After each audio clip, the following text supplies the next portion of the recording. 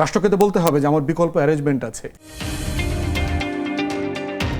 শহরাঞ্চলের বৃহৎ ক্লিনিকগুলি তারা যে কোনো ভাবেই হোক তারা মেডিকেল কলেজের লাইসেন্স নিয়েছে এবং এই মেডিকেল কলেজের লাইসেন্স দেওয়ার বিষয়টা আওয়ামী লীগ সরকারের আমলে প্রায় সিনেমা হলে লাইসেন্স দেওয়ার মতো ব্যাপার ছিল। এটা প্রটোকল মেনে করা হয়। এত খারাপ ভাবে দেওয়া হয়েছে, কয়েকটি মেডিকেল কলেজ এমন ছিল, নাইটিঙ্গেল, শাহ মখদুম, নর্দার্ন, হ্যাঁ, টিচাররা বেতন পায় না, টিচার নাই।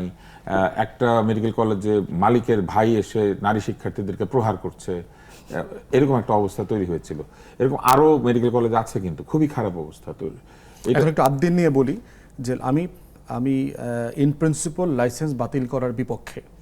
কেন হয়েছে দেখেন, আপনার মনে থাকার কথা, ডামি নির্বাচনের পরে প্রফেসর সামন্তলাল সেন যখন স্বাস্থ্যমন্ত্রী হলেন, আপনার প্রায় ১৫০০-এর মতো মেডিকেল ক্লিনিক হাবিজাবি এটা লাইসেন্স বাতিল করলেন। এখন মৌলিক প্রশ্ন হচ্ছে, চেষ্টা করেছিলেন যে একটু মান নিয়ন্ত্রণ করার এখন জন্য, প্রশ্ন কারণ হচ্ছে ভালো ডাক্তার প্রসেসটা তিনি, নিজে তো ফ্লড। ভালো ডাক্তার। মানে ইন্টেনশন ভালো হতে পারে কিন্তু প্রসেসটা ফ্লড। কেন? আমরা ধরেন ল পড়ার সময় মেডিকেল নেগলিজেন্স পড়েছি। সারা দুনিয়াতে আপনার ব্রিটিশ সিস্টেম এনএইচএস আপনার প্রতি বছর কয়েক বিলিয়ন পাউন্ড কম্পেনসেশন দেয়। তাহলে এর মানে হচ্ছে ভুল ত্রুটি সেখানে হচ্ছে, সব জায়গায় হয়, মানুষ মারা যাচ্ছে। হ্যাঁ হয়। তাহলে প্রশ্ন হচ্ছে, হাসপাতাল তো বন্ধ করে দেয় নাই, আপনার টোটাল কাঠামোটা তো ভুল করে নাই, ওই হাসপাতালের সকল স্টাফ তো নেগলিজেন্স করে নাই, ওই হাসপাতালের টোটাল মালিকানা তো নেগলিজেন্স করে নাই।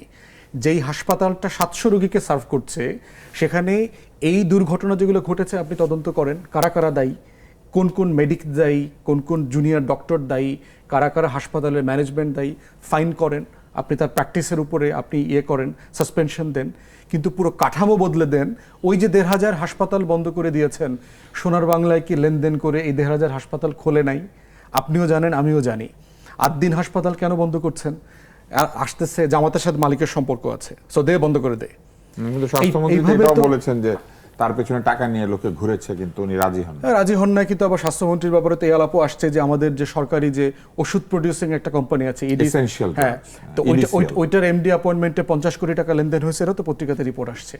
তাহলে এখন প্রশ্ন হচ্ছে, আপনি তদন্ত করেন নাই, তো তদন্ত না করলে এই রিপোর্টে আপনি কিভাবে অ্যাড্রেস করছেন? তাহলে এই যে হাসপাতাল বন্ধ এর আগে করেছেন, যেটা ফাংশনাল হয় নাই, একই কাজ আপনি কেন করলেন?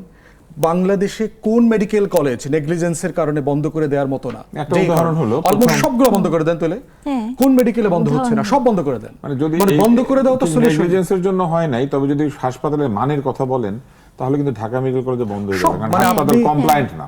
দেখেন, আমরা তো সরকারি হাসপাতালে যাচ্ছি, কি করবে মানুষ? আপনার বিকল্প সার্ভিস আছে কিনা? রাষ্ট্র বিকল্প সেবার ব্যবস্থা না করে সিম্পলি বন্ধ করে দেওয়া তো সলিউশন না। রাষ্ট্রকে তো বলতে হবে যে আমার বিকল্প অ্যারেঞ্জমেন্ট আছে। তুমি এখানে ভর্তি হয়েছো কেন? মানে বাংলাদেশের মতো একটা রাষ্ট্র, এটা কি আমরা এই জায়গাতে আসি।